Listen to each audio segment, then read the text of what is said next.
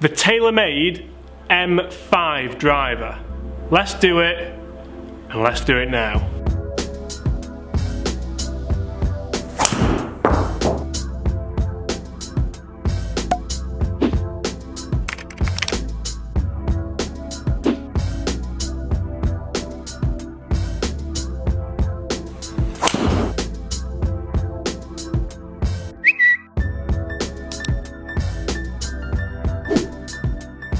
Hi everyone, James Robinson here. If you're new to my channel and this is your very first time watching my content, first of all, welcome, and second of all, consider hitting that subscribe button. On this channel, I bring you daily golf-related content that helps you raise your game, lower your handicap, and just pretty much helps you enjoy your golf a little bit more. In today's video, I have the brand new 2019 TAYLORMADE M5 in my hands. I have already reviewed the M6 and that's also on my channel, so I will link that throughout and make sure you go check that out. I'm going to talk you through all the different bits of tech that the M5 has to offer. I'm going to talk you through how it looks, how it feels, how it sounds, and I'm also going to show you the numbers of my first hits of the TAYLORMADE M5 driver. The main thing that everyone's going to be screaming about is what is different in the M5 than the M3, because the M4 and M3 were very, very popular clubs. Now the first port of call for me when receiving this driver was to see if twist face was still on there, and it is. We still have twist face, we still have added loft at the toe, taking away loft at the heel, so that if you do strike it out the toe and the heel, twist face will help bring that ball back into the fairway. We all know about that. But the big elephant in the room are these two little orange dots here. These are called speed injection points. Each head is tested individually and then injected with the correct amount of tuning resin to help optimize COR across the entire face. This is designed to maximize ball speed across the face, especially on off-center hits. So basically now what we should have is a club face that not only helps you hit the fairway on off-center hits, but helps you hit it long on off-center hits too. If this works, I miss the centre of the face a lot, so this could be quite interesting. We have a new, more flexible Hammerhead 2.0 in the face here. Again, that's designed for ball speed. You'll also see in the back of the head, we now have an inverse T-track, so the adjustable weight settings on here, you now have a lot more. You have over 1,700 adjustable weight settings. That seems like a lot, doesn't it? And if you match this up with the carbon sole, the carbon crown, which I must add look phenomenal, you can really tailor-make this driver for what suits your game. Pardon the pun. I'm going to start with the aesthetics of this driver. What does it look like? And in fairness, I think it looks absolutely stunning. I love the carbon effect on top. I love how that top silver line is a lot thinner and a lot closer to the face. So the top is predominantly black now, as opposed to with the M1, M2, M3, M4 ranges. You had the big protruding white lines, then the really big, thick protruding silver lines on the M3, M4 range. To me, this looks better. I absolutely love the blood orange colour in it. I think that looks phenomenal. Let's hit some shots with it and see how it performs. So as you can see here, guys, I've got the 10.5 degree head in the hazardous shaft, and I must say, the new blood orange look and the carbon crown and the carbon sole just look really, really nice. But what does it feel like?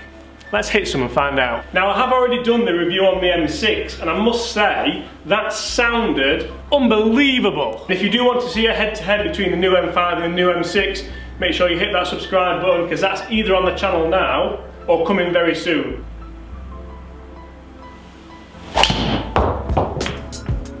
Oh wow. Now that didn't feel perfect. Fairway finder, 286. Now these first couple of shots, guys, I'm purely just gonna try and hit some like I would be teeing off, and then I'm gonna try and really step on some.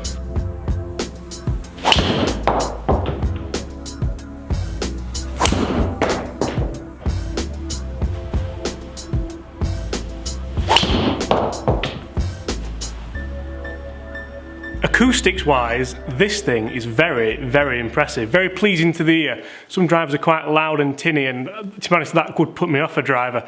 If I show you the T marks on the club face here, you'll see that they're not all coming out the middle, but the distances have been surprisingly consistent. Let's try and step on a couple and see if we can push that boundary of the 300 yarder.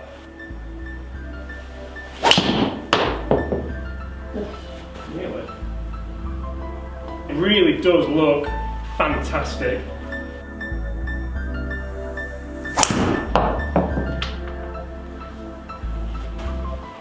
Yeah, that wasn't my best swing. I think we'll take that one out of the averages. Right guys, I'm going to hit one more, then we'll take a look at the numbers and see. To be honest, I think this has been fairly consistent. I can't see it being far away from about a 285 average total. which is pretty good for me, really.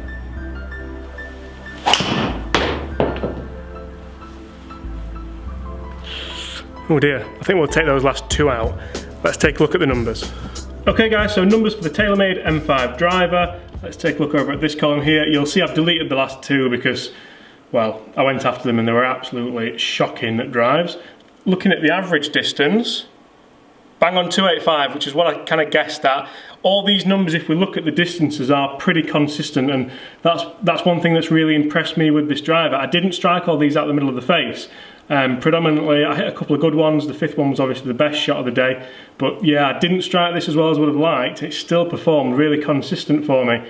Looking at the ball speeds, all pretty similar. Obviously the better one is a lot higher. Spin rates fluctuating a little bit, but not in the 3000s. There's one real low one there, which was the first swing of the day.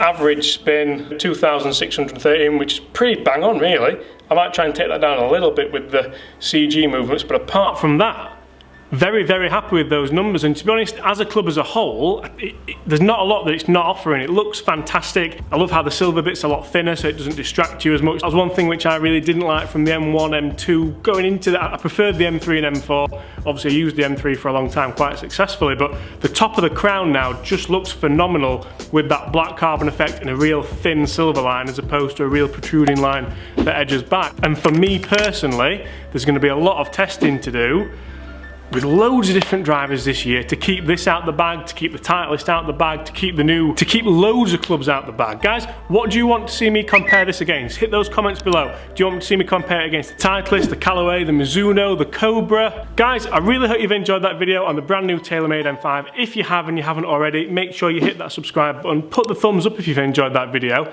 and comment below. What do you want to see me test this against? See you soon.